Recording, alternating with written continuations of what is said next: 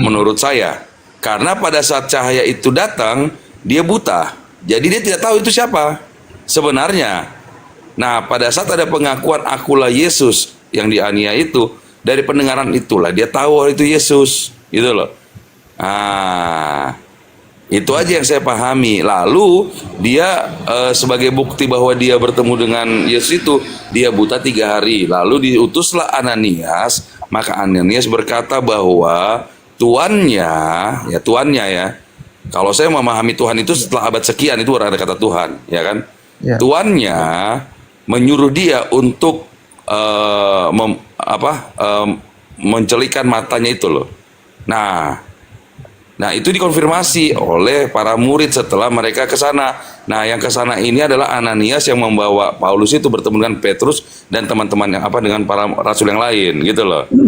Nah, jadi itu yang saya punya maksud cerita, bahwa jangan tiba-tiba ojol-ojol langsung baca Alkitab begitu, kita nggak ngerti tiba-tiba, Paulus itu kan pembunuh, iya kan? Betul pembunuh. Ya. Lalu pertanyaan saya cuma satu, dari mana dia tahu itu Tuhan? Nah, itu dia, setelah adanya pertobatan itu, setelah dia meninggalkan pengajaran lama, dia masuk ke pengajaran baru, maka dia percaya itu. Sama seperti teman kita lah ya, misalnya Bang Raja lah ya. Mungkin awalnya dulu seperti itu, ya kan? Bicara Yesus itu akhirnya membingungkan. Setelah masuk ke Islam, dia percaya bahwa Yesus itu adalah manusia. Betul nggak Bang Raja? Ya kan? Iya. Nah, itu hanya mengubah image saja gitu loh, mengubah pemanggilan. Dan akhirnya kita percaya dari apa yang Bang Raja katakan, saya pun sama gitu loh, bahwa Yesus adalah manusia gitu loh, yang lahir dari Maria. Ya, salam Bang Raja. Jadi gini Bang, di Kisah Para Rasul 9 ayat 7 itu bukan Tuhan itu sebenarnya, tapi Tuan Kurios. Iya, saya tahu Bang, Tuhan. Makanya tadi saya bilang kan, Siapakah engkau Tuhan? Tuhan itu, Penghargaan. nah, Tuhan itu kan setelah beberapa abad kemudian, betul nggak Bang Raja? Iya. Nah, saya tahu itu pakai panggilan Tuhan, saya tahu. Tuanku menyuruhku, harusnya kan begitu, untuk mencelikkan matamu, karena dia mau memakai engkau, Tuanku, gitu loh. Lalu diganti dengan kata Tuhan. Iya. Sebenarnya zaman dulu itu ketika kita gak kenal seorang, penghargaan. Betul. Si A sama si B saling menyebut Tuhan. Iya Tuhan. Jadi menurut Anda terjemahan Indonesia inilah yang membuat Yesus menjadi Tuhan gitu. Ya, kalau saya bisa bilang begitu. Ya udah lanjut. Karena bagi saya Tuhan itu penyebutan kepada Yesus pada saat itu. Tuhan, gitu loh. Bukan Tuhan, gitu loh. Kurios, Tuhan. Tahu nggak? Ya. kan Tuhan. Yesus itu, dengerin dulu Pak Henny. Belanda masuk itu di Indonesia, di Nusantara pertama kali Yesus belum jadi Tuhan loh. Pertama kali diterjemahkan ke bahasa Indonesia itu, kamu memanggil aku guru dan Tuhan. Nanti setelah nanti setelah diterjemahkan oleh Leidecker, menambahkan kata H, dikonfirmasi langsung oleh orang-orang yang cenderung ingin manusia ini jadi Tuhan, dirubahlah Tuhan menjadi Tuhan. Jadi pertama kali diperkenalkan Yesus di Nusantara ini bukan Tuhan, tapi Tuhan. Tuhan. Iya, setuju. Betul Tuhan. Guru Tuhan, betul. Pasnya itu Pak Andi. Kenapa Bapak klarifikasi? Pasnya itu. Tapi persoalannya adalah yang mayoritas hampir 90% mengatakan Yesus Tuhan. Berarti yang sebenarnya yang mereka ini korban dan pelakunya siapa? Itu yang saya mau cari. Doktrin gereja. Selesai. Terima kasih. Nah, kalau kita sudah bicara doktrin gereja, Alkitab nomor 2, percaya nggak? Iya, lebih percaya apa yang disampaikan dibanding ngebaca sendiri gitu ya. Nah, iya, saya kan dulu begitu, kemakan doktrin gereja. Jujur aja, saya bukan saya juga makan doktrin gereja kok. Tetapi setelah kesini kita belajar, kita mendengarkan, ya kan, gitu loh. Oh begini, ya sudah mulai belajar. Akhirnya ketemu dengan Pak Edi, lebih dalam lagi gitu loh. Gitu Pak Hem. Iya. Tapi memang Enak nih diskusinya nih, semua kita sepakat nih. Yesus itu Tuhan. Kayak gitu tuh memang penuh perdebatan sih Pak sebenarnya. Karena kalau aku pun misalnya bicara sama orang tua, ya ku bilang apa yang ku tahu sekarang misalnya gitu kan, pasti perdebatan juga. Kau aliran mana kau ini, pasti bilang kayak gitu. Iya itu itu yang saya nggak suka. Iya makanya karena memang ajaran dari kecil tuh emang kayak gitu Pak. Jadi tugas Anda ini berat ya, berat terutama terhadap keluarga ya. Iya. Iya. Kalau aku ini kan akun istri nih Pak. Jadi nggak Pak, muncul tadi lagi nge-scroll tapi muncul kan, jadi pengen join juga. Apalagi datang tadi Pak Edi, makin penasaran aku kan gitu. Tapi yang jelas pada intinya kalau berakal sehat, kagak mungkin ada seorang wanita melahirkan Tuhan. Itu aja sih. Setuju. Tuhan itu yang menjaga manusia. Tuhan itu yang merawat manusia, bukan Tuhan yang dirawat oleh manusia, kan kebalik-balik. Ada pertanyaanku Pak. Iya. Balik ke tadi Pak bilang kan nggak mungkin Tuhan, Bunda Maria melahirkan Tuhan, nggak mungkin kan? Paling yang kupikirkan kayak gini, gimana? Tapi katanya Bunda Maria ini nggak menikah, nggak kawin. Yesus itu lahir dari gadis perawan. Gimana jelasinnya Pak? Saya udah ngomongin sama Pak Juru Parkir bahwa kalau Sang Pencipta itu berkehendak, tinggal berfirman, Gabriel menerima firman itu, isinya perintah Bunda Maria hamil, Gabriel datang menemui Maria, terjadi komunikasi, ya hamil Maria. Itu aja kan prosesnya di sana, benar nggak? Ya. Masuk. Tetapi untuk berbicara, saya tambahin aja itu benar. Tetapi untuk berbicara bagaimana firman itu pada saat menjadi manusia, ya, itu yang selalu saya katakan di room Kristen manapun juga yang saya datang. Assalamualaikum. Waalaikumsalam. Nah, jadi saya bilang begini, tidak ada seorang pendeta pun bisa menjelaskan bagaimana proses sampai titik nol terjadinya kehamilan.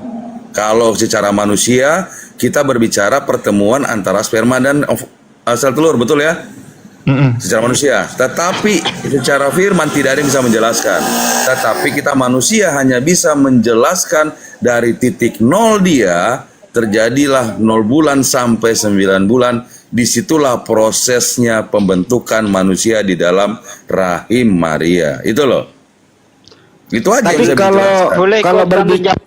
saya kalau berbicara secara akal sehat, kita tidak boleh lagi meragukan bahwa Sang Pencipta itu Maha Kuasa, Maha Berkehendak, Maha Pencipta.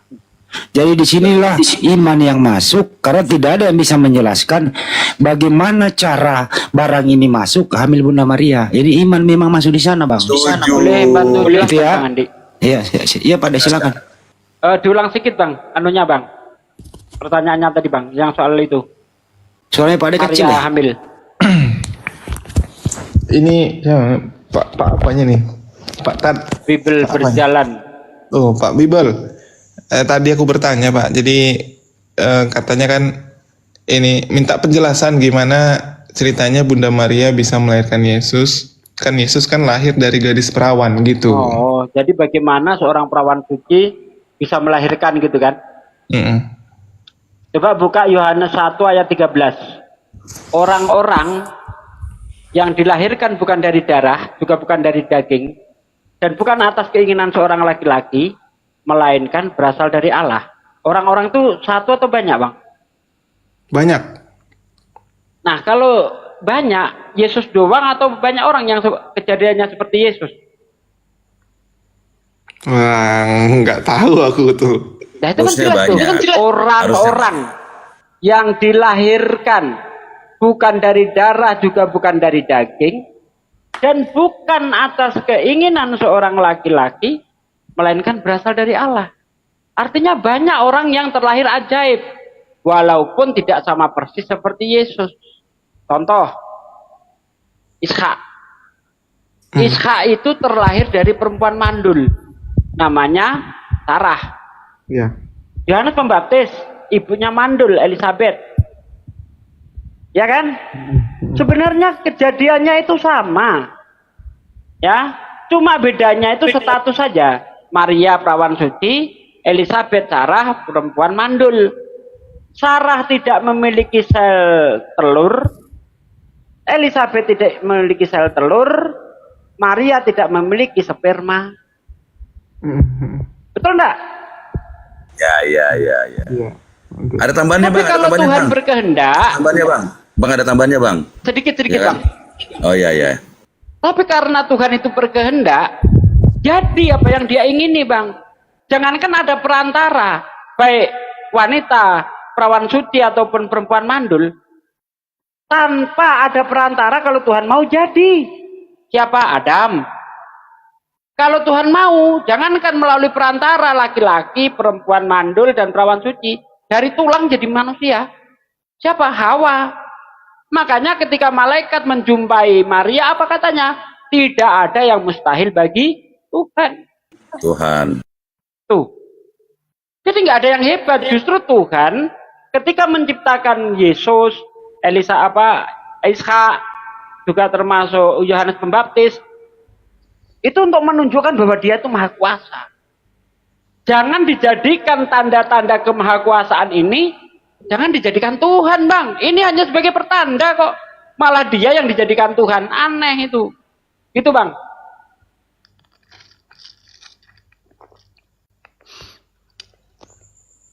Masuk akal. Akal ya? Nah ini terbuka pikiran Iya, Anda. iya, Jangan iya. terkungkung dogma Bang. Kalau terkungkung Iya, dogma iya, bodoh nanti bodoh. Betul. Cuman yang bikin aku memang yang kena memang pas dibilang Yesus bukan sang pencipta. Lah Yesus ciptaan. Itu yang buat oh iya betul juga ya kan gitu. Wahyu 3 ayat 14. Dan tuliskanlah kepada malaikat jemaat di Laodikia. Inilah firman dari Amin, saksi yang setia dan benar, permulaan dari ciptaan Tuhan. Diciptakan enggak itu Yesus di situ? Ciptakan. Diciptakan. Kolose 1 ayat 15. Ia adalah gambar Allah yang tidak kelihatan, yang sulung, lebih utama dari segala yang diciptakan. Tuh. Jadi Yesus ini, kalau kita lihat bahasa Yunaninya, itu disebut prototokos. Prototip. Apa prototip Bang? Saya ingin pengertian Anda. Apa prototip?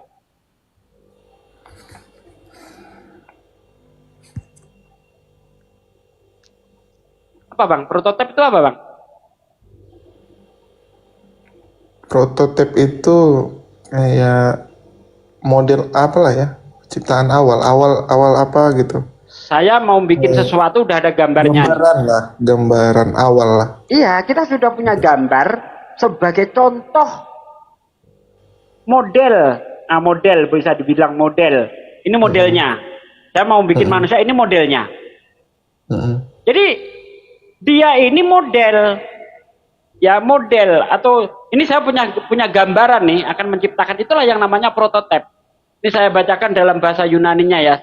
Kolose 1 Kolose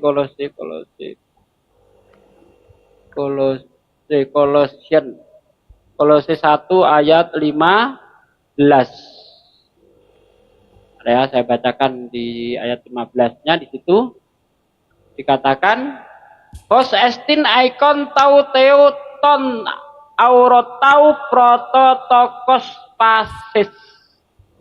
Prototokos. Jadi dia adalah gambar Allah yang tidak kelihatan.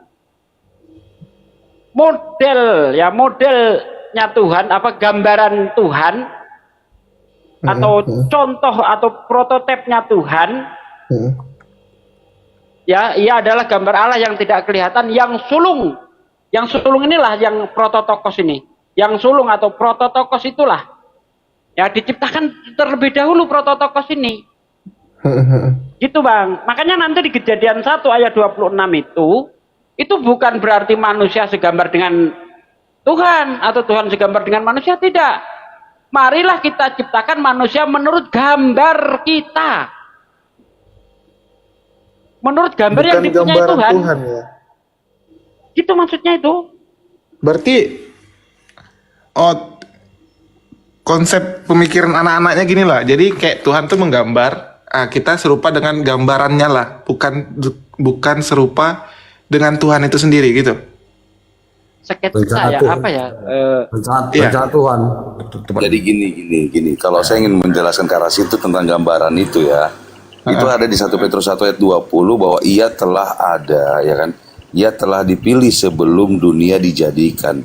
Jadi segala sesuatu sebelum ada itu, firman yang dikatakan tadi itu sudah ada gambarannya. Itu gambaran itu namanya. Mantap. Gitu loh.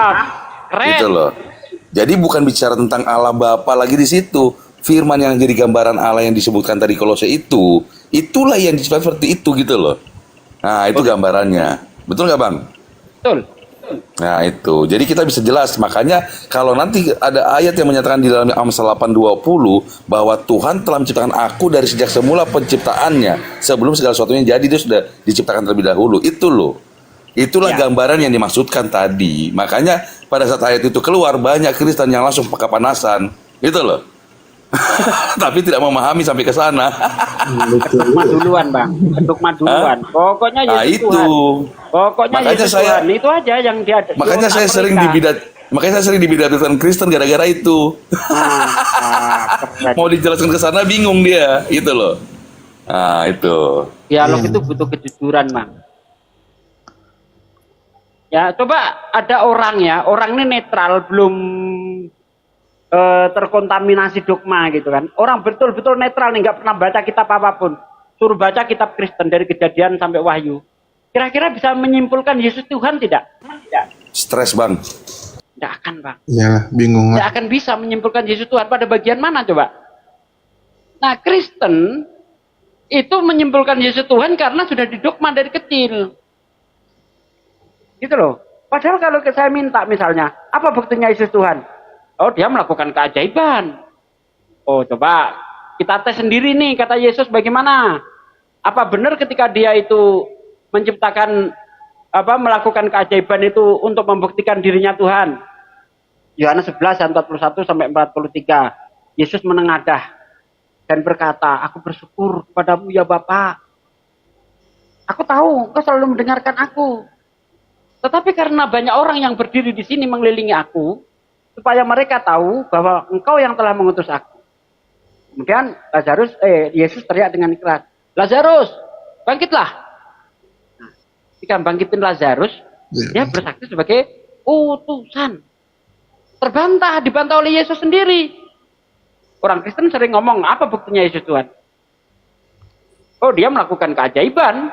Satu lagi, ya, kesaksian seandainya seluruh manusia itu bersaksi Yesus Tuhan, bagi Yesus itu nggak penting. Ada yang lebih penting menurut Yesus. Yohanes 5 ayat 36. Aku mempunyai kesaksian yang lebih penting daripada kesaksian Yohanes, yaitu pekerjaan-pekerjaan Bapa yang diberikan kepadaku, supaya aku mengerjakannya. Pekerjaan itulah yang bersaksi, ya, tentang aku, bahwa Bapa yang mengutus.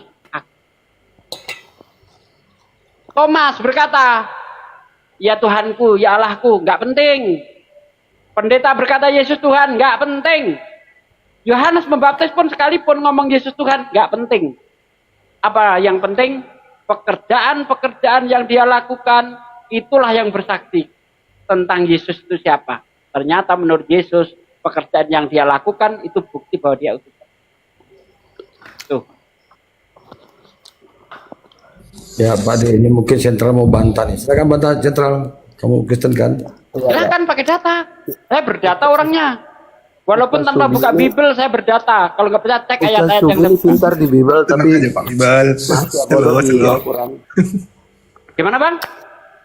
Ustaz Sugi pintar di Alkitab tapi bodoh di Al-Quran. Oh, bodoh di Al-Quran. Anda pintar di Al-Quran? Berani saya tanya. Bentar. Anda pintar di Al-Quran? Pintar dong. Oh, pintar. Kalau ada non mati ketemu Paul dibaca apa, Bang? Suruh bahasa Arab.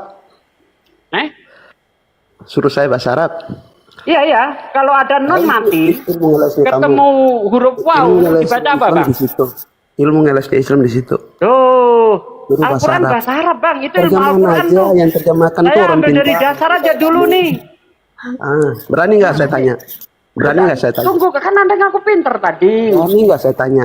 Kamu kan tadi ngaku pinter, saya tes Kamu- dulu dong. Nah, Buktikan kamu bahwa pinter dia. Gimana sih? Satu-satu dulu Berani bang. nggak kamu saya tanya? Udahlah, orang-orang kayak gini nggak bisa. Ya takut, Lebih baik takut. Si Suma dua kali turun udah. saya. Iya, takut. Saya takut dengan orang goblok. Saya takut, ya. Ngaku pinter, dites nggak ngerti. Gimana sih? Enak kita diskusi gini loh. Nggak usah kesurupan. Kau pakai ilmu aja. Apa yang kamu bantah? Buktikan Yesus Tuhan di hadapan saya. Menurut kau, Yesus 100% Tuhan, 100% manusia. Buktikan 0,01% Yesus Tuhan. Ayo. Kalau bisa. Silakan Bang, ditanggapi Bang Heni. Ya emang payah kalau pikirannya nggak mau nampung. Iya Bang. Ya. Orang kayak gitu nggak bisa diskusi Bang. Nggak bisa. Nggak perlu kita ngasih jawaban, nggak perlu. Karena kata Yesus dalam Matius 7 ayat 6, jangan melemparkan barangmu yang kudus kepada anjing. Jangan melemparkan mutiaramu kepada babi. Karena hanya akan diinjak-injak dan berbalik untuk mengoyakmu. Tuh. Nah maksudnya kan orang ya kayak gitu nggak kita perlu dilayani. menjelaskan bukan berarti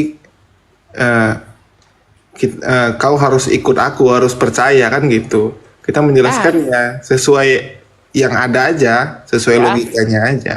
Bukan Ya, harus kita hanya percaya. apa yang di Bible itu yang tertulis seperti itulah kita sampaikan. Nggak ada kurang, nggak ada tambah. Jadi Bible ya itu nggak bisa ditafsir pakai otak kita sendiri. Betul. Yang betul bagaimana? Tafsir ayat pakai ayat baru betul. Ya, betul. Nggak boleh karena di dalam Amsal 3 ayat 5, percayalah kamu kepada Tuhan dengan segenap hatimu dan janganlah kamu bersandar atas pengertianmu sendiri. Tuh, nggak boleh kita asumsi. Pakai ayat kalau mau menafsir, silakan. Ada, sanggup. Kak Leslie, siapa nih? Ustaz Sugi jangan marah-marah. Siapa yang marah? Nggak ada yang marah. Hormat, selamat pagi. Selamat pagi Bang. Kristen Bang. Hormat, diberi salam dari Kupang, NTT. Salam sejahtera untuk kita semua. Berbeda tapi kebersamaan tetap dijaga ya. Hormat semua. Makasih. Mantap. Silakan Bang. Mungkin sambil jalan saya lihat topiknya apa dulu begitu. Baru saya Ya. boleh masuk. Makasih. Silakan Bang Heni, Bang juru parkir. Suara saya mendem katanya ya. Enggak lah. Lanjut Bang.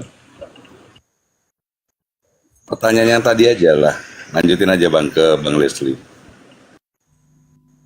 Ya, soal ketuhanan tadi Bang. Menurut Kristen, Yesus 100% manusia, 100% Tuhan. Saya minta 0,01% saja di diri Yesus ada ketuhanan. Kalau saya Yesus Allah itu sendiri ya. Betul. 100% manusia. Terima kasih. Berarti bukan Tuhan. Nah, Tuhan aja yang dimaksudkan Allah itu sendiri kan? Nah, Oke. pakai ayat silakan Bang. Ayat apa yang kamu pakai? Oh, pakai ayat ya. Aduh, Iyalah. ayat terlalu banyak loh. Jadi dibacakan ya, Yohanes 10:30, Yohanes 14 ayat 6, Yohanes 13 ayat 13, Yohanes 8 ayat 22, 23, Bacakan satu bang. Yohanes 8 ayat 58 dan seterusnya. Coba dibacakan satu bang. Aku HP satu aja. Saya bisa lihat Bible dari aplikasi, tapi HP ku cuma satu aja. Boleh dibacakan oleh yang lain. Silakan. Juru parkir. Lesti ini kayaknya Yohanes 10 ayat warna 30. Silakan dibacakan. Juru parkir. Bang Lesti ini kayak Yohanes nih. Jadi menurut Bang Lesti Yesus itu Allah gitu. Ya kan Allah. Coba kasih aku satu ayat dulu. Ayat berapa tadi bang? Yohanes 10 ayat 30. Yohanes 10 ayat 30. Aku dan Bapak satu. Itu tadi kita bahas tadi. Sudah dibahas ya. Sudah dibahas ya. Tidak usah lagi lah. Berarti yang dikandung Bunda Maria Bapak gitu. Filipi 2 ayat 7 ya. Allah mengambil rupa manusia supaya dia sama dengan manusia. Filipi 2 ayat 7 dibacakan ya. Iya, enggak. Berarti yang dikandung Bunda Maria Bapa gitu, pencipta. Ya Allah itu dulu, sendiri. Pak. Iya. Tunggu dulu, Kan Pak. disampaikan oleh malaikat kan. Coba aku baca Malaikat dulu, Pak. Gabriel. Bentar dulu, Malaikat Pak. Gabriel. Pelan aja, Bapak. Tunggu. Ini Oke, Filipi kalau ini 2. sudah pernah dibahas ya, jangan kita bahas ulang-ulang lah, capek loh. Terus sekarang tinggal kita pelajari sendiri dan mengimaninya karena dan yang paling utama berdoa ya. Tanya kepada pemilik hidup, di mana pilihan jalan keselamatan dan jalan yang benar. Kamu Anes Puro gawat kamu nih. Ya silakan itu daripada berdebat. Bukan begitu, Bapak.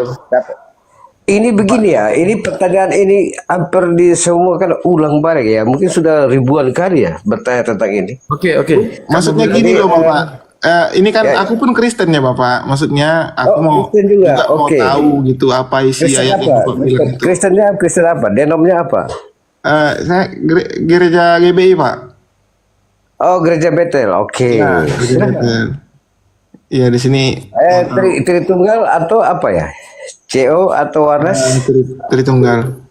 Oke, lanjut biar abang.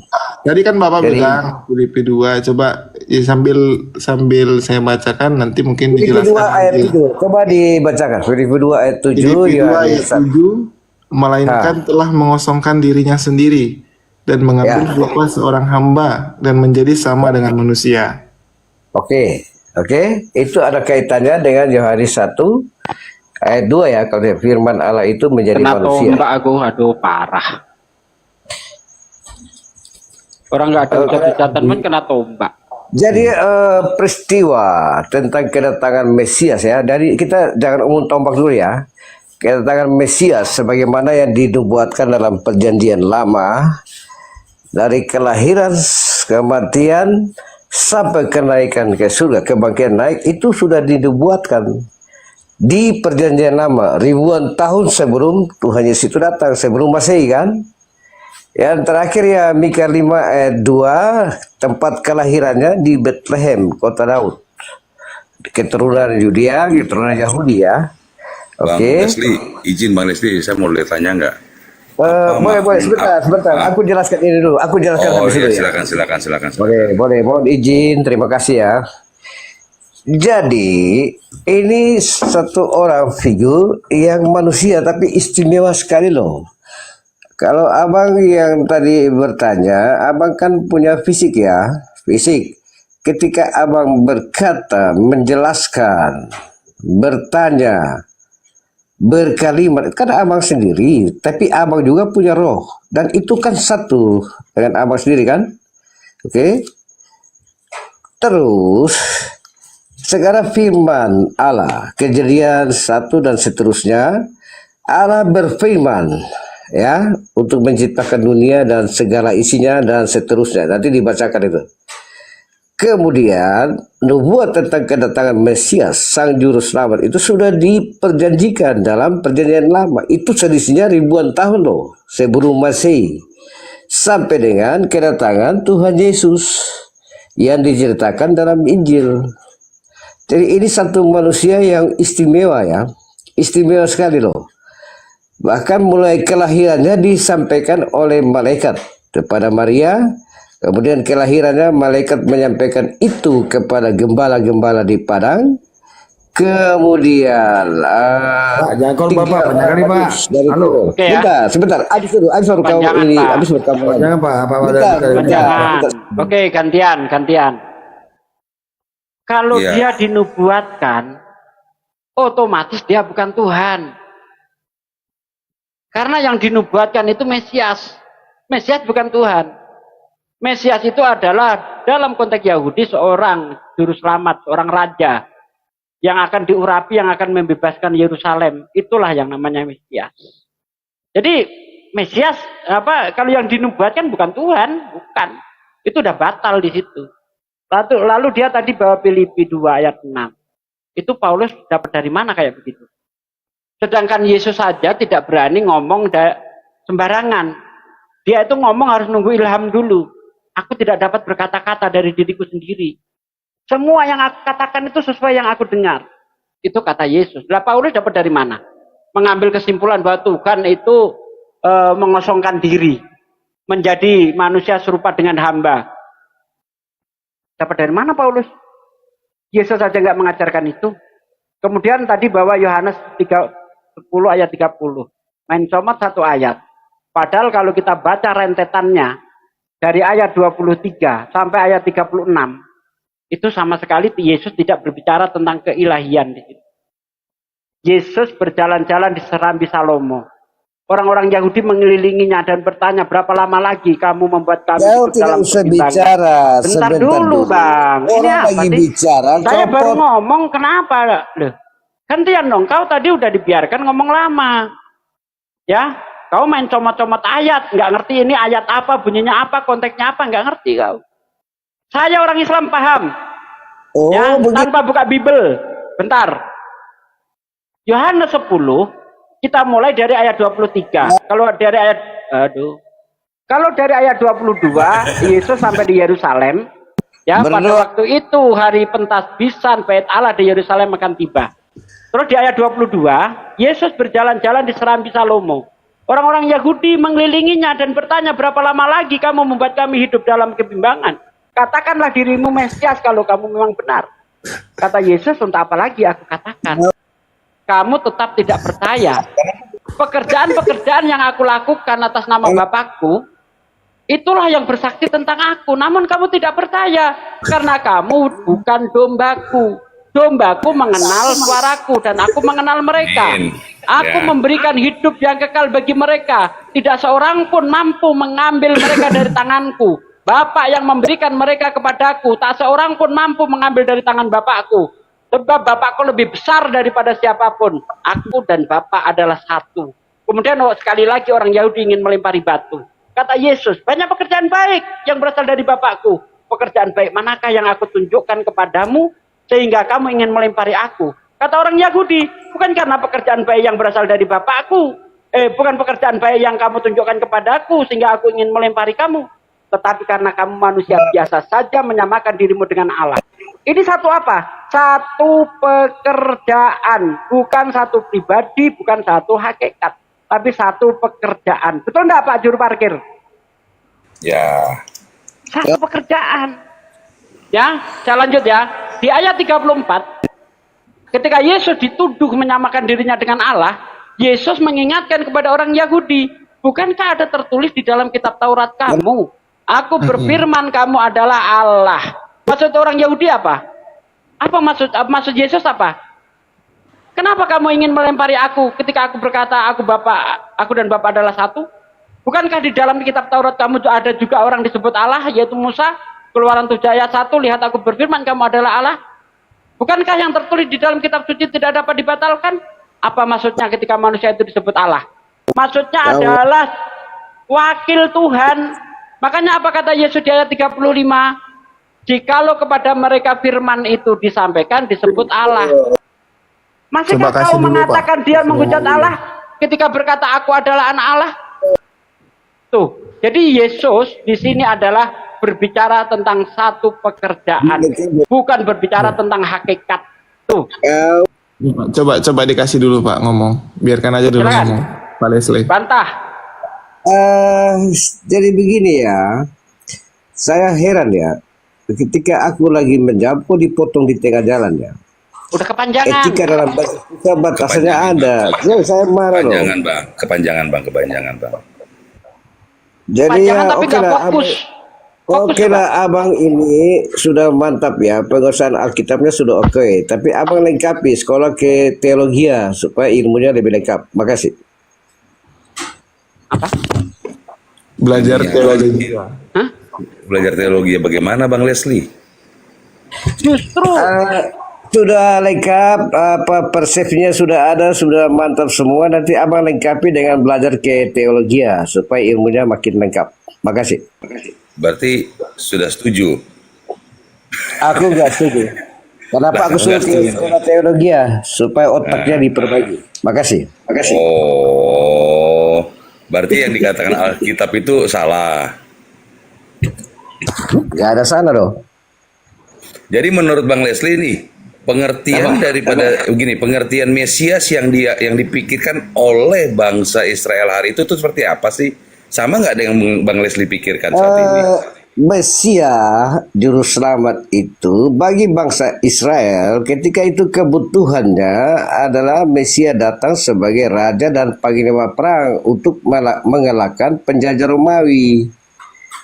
Tetapi sang juru selamat Tuhan Yesus datang membawa kabar tentang kasih, dua hukum kasih ya, nanti dipelajari itu. Jadi perbedaan. Terus begitu banyak mujizat yang Tuhan Yesus buat, dan ahli-ahli Taurat dan orang Farisi waktu itu kan tersinggung. Orang ini berbuat lebih dari cukup ya, yang tidak bisa kita terjemahkan dengan logika kita. Ini mujizat ya. Dan yang paling istimewa adalah dia membangkitkan orang mati. Kita semua sepakat bahwa nafas ini kan Allah punya. Atas seizin Allah baru kita mati. Betul. Apalagi kalau kita dibangkitkan atas seizin Allah baru bisa bangkit. Kan setan gak bisa kasih mati kita dong. Apalagi sesama manusia. Mungkin di Jawa sana mungkin Ketika Yesus membangkitkan orang mati sebentar, itu dia bersaksi sebagai Tuhan atau utusan Tuhan, Bang? bicara sebentar. Sedikit, Bang. Saya tanya aja, Bang, jawab jujur, Bang. Sebentar. Ketika Yesus kan ada Sebentar. ketika Yesus membangkitkan orang mati, dia bersaksi sebagai utusan atau Tuhan, Bang? Gak ada. Kau belajar teolog dulu. Kalau nggak mau jawab, turunin aja. Kau kan Kita sering belajar interaksi. Alkitab. Saya Ya, nggak mau dengar orang gabrul. ya ada. Saya tanya. Ganti-gantian, Enggak, saya tanya aja. Ketika Yesus membangkitkan orang mati, dia sebagai Tuhan atau sebagai utusan Tuhan? Itu saya ingin tahu kejujuran dia loh. Kenapa nggak mau jawab? Silahkan nanti diteruskan. Saya cuma nanya itu aja. Jawab utusan Tuhan atau Tuhan udah. Jadi ini yang tadi kita sampaikan sama-sama ya. Kemakan doktrin gereja dan dogma sehingga tidak pernah melihat secara luas tentang Alkitab. Gitu loh. Sesuai dengan pemikiran seseorang, dengan dogma gereja mempertahankan tembok yang dia sendiri tidak paham, sehingga begini akhirnya. Makanya saya bilang dari awal kan, inilah yang terjadi karena ini yang terjadi di dalam debat-debat yang ada, gitu loh. Tidak ada dua arah yang jelas, gitu loh. Nah, dia akhirnya tidak memahami dan akhirnya mau menyerang pribadi-pribadi aja. Seperti seakan-akan, harus belajar teologi, harus belajar ini, gitu-gitu. Padahal dia sendiri tidak sadar bahwa pada zaman Yesus lahir ke dalam dunia yang dikatakan sebagai Mesias, banyak orang sudah tidak percaya, itu loh, belum percaya. Para muridnya pun tidak pernah percaya dia adalah Mesias, adalah anak Allah. Kenapa? Ada buktinya. Pada saat kebangkitan dia berjalan bersama-sama dengan para muridnya ke Emmaus saja. Dia bilang apa? Para muridnya, dahulu kami berpikir bahwa engkaulah yang memimpin kami, membebaskan kami dari bangsa Romawi. Itu loh. Jadi sadar dulu kita teman-teman gitu loh. Jangan bypass gitu loh. Dari dasar dulu lah. Ya, itu. Ya, dari Bang. dasar dulu. Justru Jadi dipikirnya hanya dia belajar teologi, Bang. Nggak tahu kita mantan Kristen juga kan. Kita jauh penuh dia. saya bukan mantan Kristen, Pak. Tapi insya Allah penguasaan Bible saya belum ada yang ngalahin. Ini luar biasa nih guru kita deh. Kita bicara ayat yang ngomong, jangan asumsi deh. Ayat yang ngomong. Ketika Yesus itu Mesias, apa ini maksudnya? Di dalam Daniel 7 ayat 9, semenjak firman itu keluar, ia akan memulihkan Yerusalem. Itu dia. Dia ini digadang-gadang.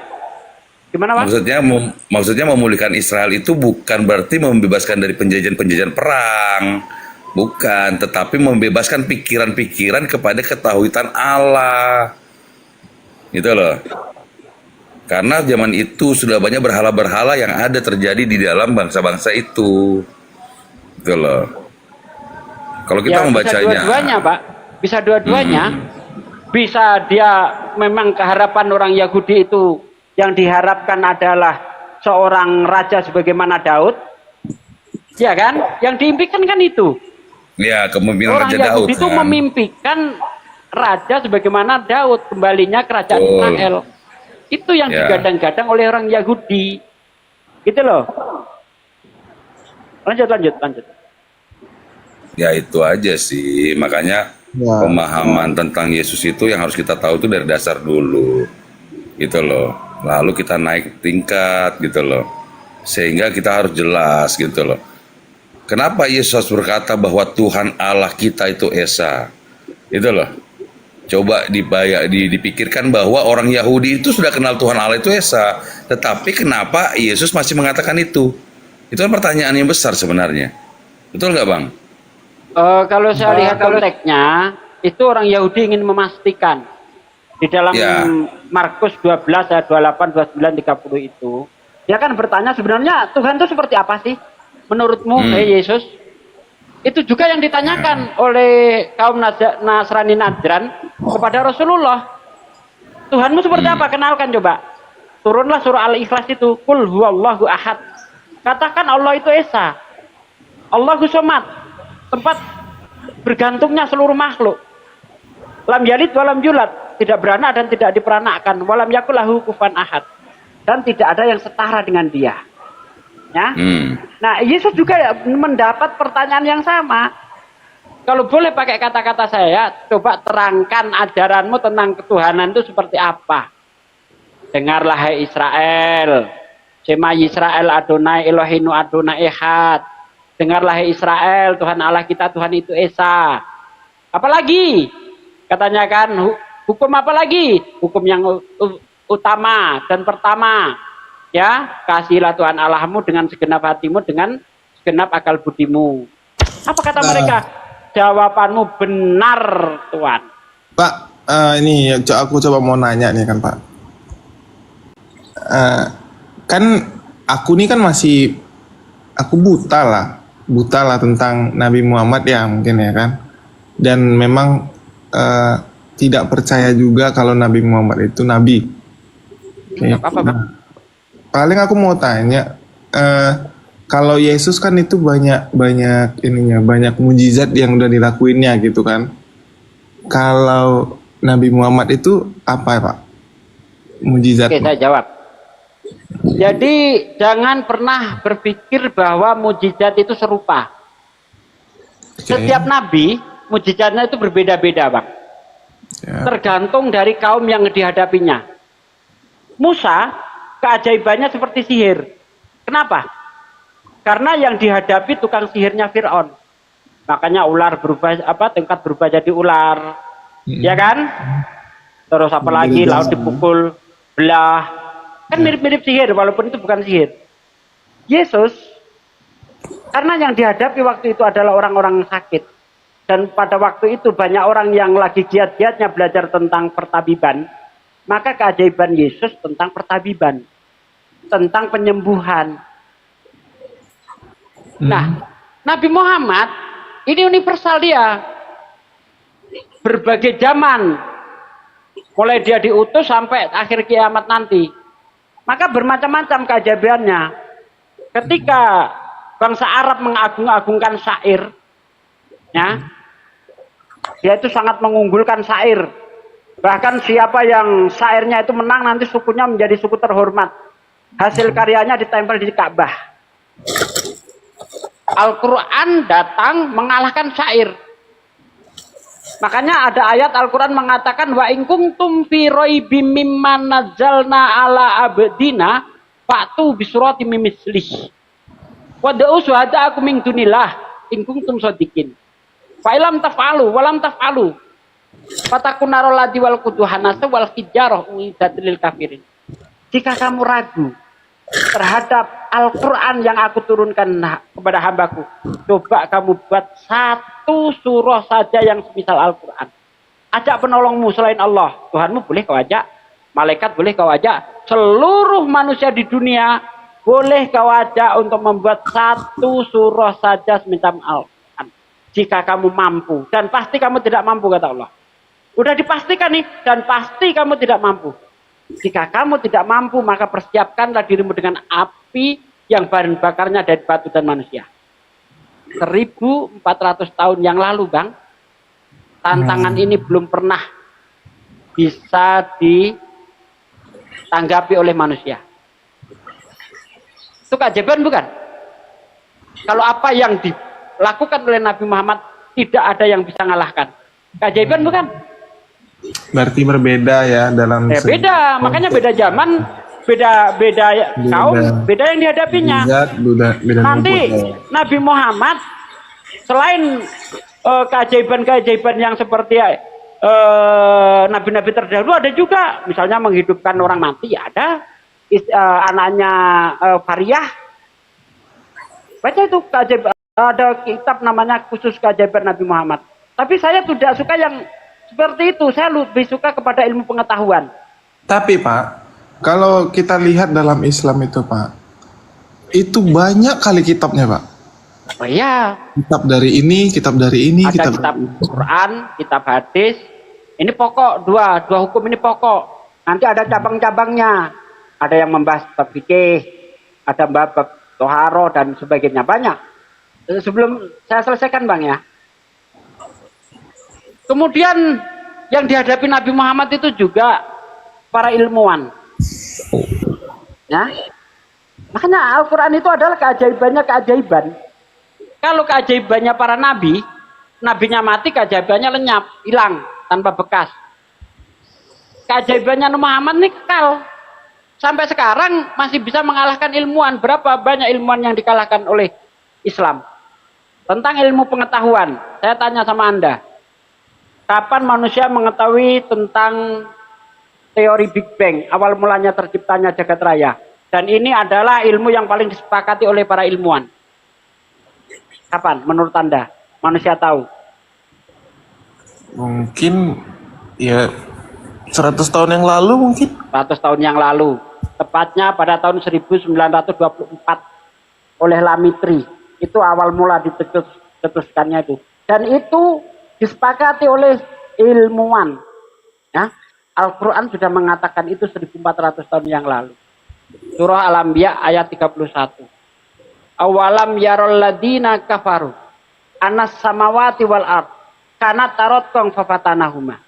Apakah orang-orang kafir tidak tahu bahwasanya dahulu langit dan bumi ini bahannya satu, lalu kami pisahkan di antara keduanya, ledakan besar, Big Bang, bicara Al-Quran. Embriologi, ya, Anda lihat perkembangan manusia di dalam rahim.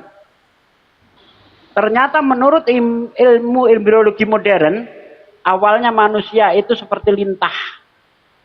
Dan dia melekat pada dinding rahim ibu, dapat makanan juga dari suplai darah ibunya. Gimana itu dikatakan? Dalam surah Al-Mu'minun, ayat 12-14. Ya, sebelumnya manusia tidak tahu bahwa kita itu terjadi dari setitik air mani, setitik sperma dari jutaan sperma. Al-Quran menyebutkan apa? Nutfah. Satu titik dari bagian yang terkecil. Nutfah. Ya, ini saya bacakan surah Al-Mu'minun ya. Nah, yang namanya alaqah Bang, itu belum bisa dilihat dengan mata telanjang.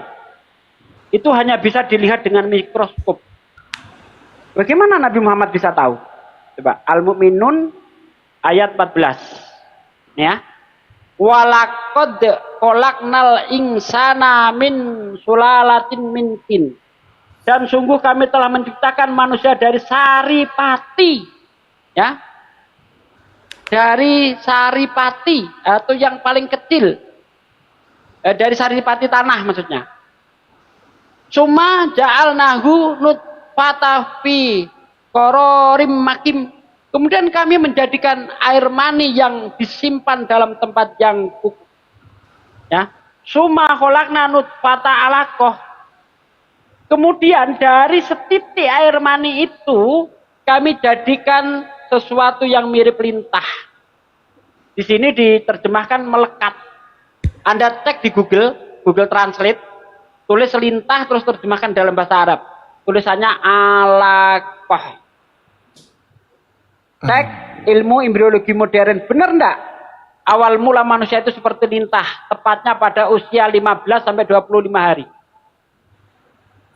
Dari mana Nabi Muhammad tahu? Ayat inilah yang menyebabkan seorang ilmu embriologi modern masuk Islam, yaitu Dr. Kate Moore. Nah, menurut Bible gimana? Ayub 10 ayat 10. Bukankah engkau Tuhan yang mencurahkan aku seperti susu dan mengentalkan aku seperti keju? Benar, manusia seperti keju dalam perut.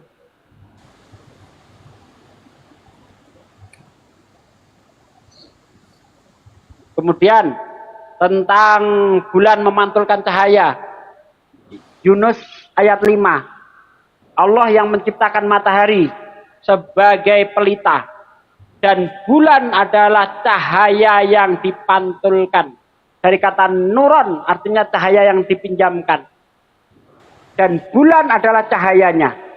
Cahaya yang dipinjamkan. Berarti kayak ini ya, banyak ilmu yang di ini ya, di highlight sama Al-Quran. Coba kita lihat di Bible. Yo, Kejadian 1 ayat 16. Allah menciptakan dua benda yang sangat besar di cakrawala untuk menerangi bumi. Benda yang lebih besar untuk menguasai siang, benda yang lebih kecil untuk menguasai malam. Allah juga menciptakan bintang-bintang di cakrawala untuk menerangi bumi. Allah melihat semuanya itu baik, jadilah petang, jadilah pagi, itulah hari keempat. Jadi menurut Bible, bulan dan matahari setara. Sama-sama benda penerang. Artinya sama-sama memiliki cahaya. Benarkah bulan memiliki cahaya? Tidak. Menurut ilmu pengetahuan, bulan memantulkan cahaya matahari. Itu bisa kita lihat ketika fenomena terjadi gerhana bulan. Posisi matahari, bumi, bulan. Bumi ada di tengah. Cahaya matahari terhalang oleh bumi. Sehingga tidak sampai ke bulan, menyebabkan bulan gelap. Al-Quran mengatakan apa? Bulan memantulkan cahaya matahari. Kalau menurut ini Bapak, menurut Bapak juru parkir gimana Pak? Ya, kalau saya sih melihatnya cuma satu. Pemahaman itu kan berbeda zaman. Betul kan? Nah, Betul. apakah Musa pada saat menuliskan itu, ya kan, dia sudah berpikir secara ini enggak, secara apa namanya, ilmu bintang atau belum? Zaman Musa loh ya, gitu loh. Sehingga dia hanya menuliskan bahwa dia melihat juga matahari ada di siang hari, bulan ada di malam hari, gitu loh. Dan Alkitab tidak secara detail menjelaskan seperti yang tadi abang itu bilang, gitu loh.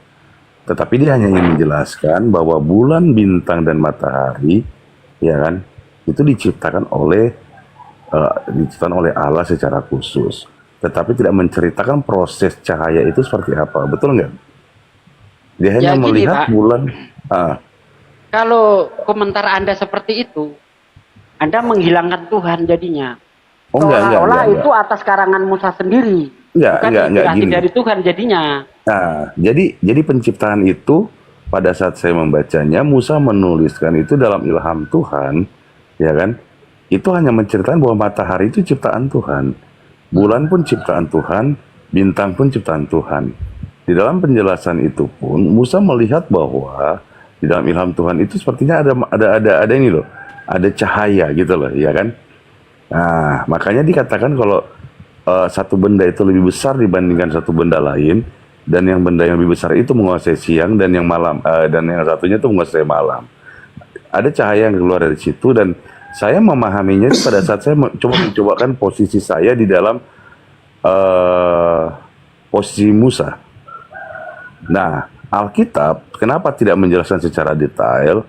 Karena yang saya bilang dari awal saja tadi, Alkitab tidak pernah menceritakan apapun tentang secara rinci seperti tadi ya. Yang saya tidak tolak juga, itu pembelajaran yang baik gitu loh. Dan itu benar terjadi kalau saat ini kita berpikir Al-Quran menceritakan seperti itu benar. Saya nggak menolak gitu loh. Nah, tetapi kalau dalam Bible dia hanya menceritakan proses-prosesnya itu, lalu dia paling banyak, hampir lebih banyak menceritakan tentang bagaimana dari kelahiran, dari penciptaan sampai kepada kelahiran Kristus. Jadi kalau kita membacanya itu ceritanya hanya sekitar itu aja, ya kan? Tidak menceritakan garis detail besarnya Al-Quran. aja ya. Secara Al-Quran tidak menceritakan bahwa secara teknologi, secara pemikiran, logika dan lain-lain, seperti tadi ya, itu nggak diceritakan. Jadi saya nggak bisa membantah di situ, gitu loh. Dan saya pada saat mendengar ini, dan saya melihat bahwa penjelasan Al-Quran begitu, apakah salah? Tidak, gitu loh. Saya nggak pernah menyalahkan, gitu loh. Hanya teman-teman aja yang terlalu egonya tinggi, tidak mau belajar, gitu loh. Kalau saya sih gitu aja sih. Ya. Saya sederhananya ke sana. Sehingga kalau berdebat tentang bagaimana bulan itu bercahaya apa, coba cari Alkitab, ada nggak? Nggak ada. Iya. Betul kan? Betul. Iya kan? Alkitab nggak ada. Coba cari dah. Itu loh. Nggak ada ayat yang kayak gitu. Nggak ada. Coba tanya Al-Quran. Al-Quran itu lebih detail loh sebenarnya. Makanya menceritakan betul-betul pemikiran kita tuh wow gitu loh. Dan dokter pun akhirnya menyetujui, dan ilmu pengetahuan pun menyetujui itu. Itu nggak ada disangkal. Dalam Ayub gitu. 25 coba dibaca. Ayat 5, ayat 6. Yang dilahirkan wanita itu tidaklah bersih. Bintang dibuatnya tidak terang lagi, bulan dibuatnya tidak bercahaya. Di mana bang? Bulan dibuatnya tidak bercahaya. Ayub 25 ingat saya. Ayo berapa coba? Ayat 25, ayat 5, ayat 6 coba dibaca. Itu pendek kok ayatnya, nggak sampai 7 ayatnya kok. 5, 6 itu. Pendek ayat itu. Ingat saya di situ tuh. Bintang dibuatnya tidak terang. Ya, bentar. Bulan Ayub dibuatnya 25. tidak bercahaya. Ingat saya di situ. Ayub 25. Saya nggak terlalu hafal isi-isinya jadi. Ayub 25. Ayat 5, ayat 6. Ayub 25 ayat berapa bang? Ayat 5, ayat 6. 6. Coba dibaca. Itu pendek itu ayatnya, itu nggak sampai 7 kayaknya. Betul enggak? Ya. Ayat 5. Sesungguhnya bahkan bulan pun tidak terang dan bintang-bintang pun tidak cerah di matanya. Lebih-lebih lagi manusia yang adalah beranga, anak manusia yang adalah ulat. Ya. Itu. Bagaimana itu bang? Bulan Kalau tidak ayat terang. itu bagi saya bang tidak bercerita tentang bintang yang dikatakan itu, tetapi ini pernyataan Ayub, ya kan? Pernyataan Ayub tentang bagaimana tidak seorang pun yang benar di hadapan Allah.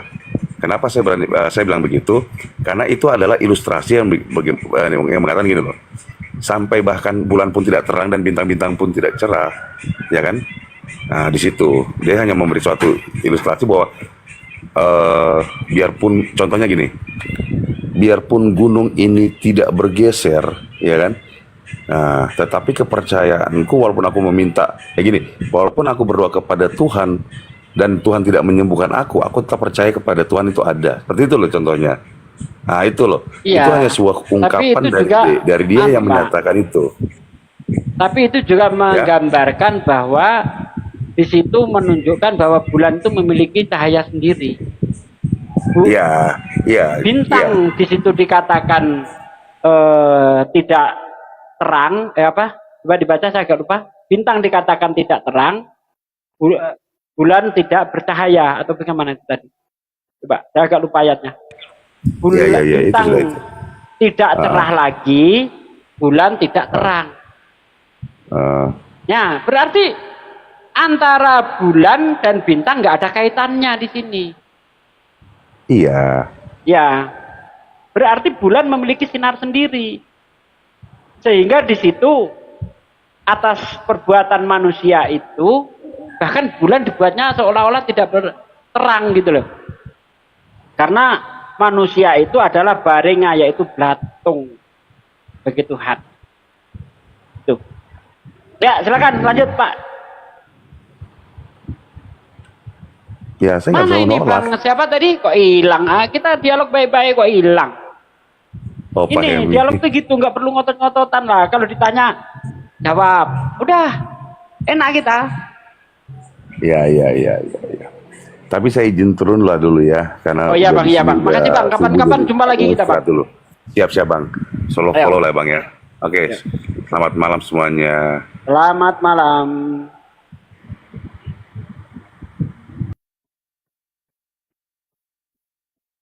Ya, gimana? Ada lagi Kristen yang bisa dialog dengan baik? Naik. Saya layani Anda tanpa buka Bible. Kalau pendetamu nggak mampu kayak saya, nggak mampu. Saya enggak.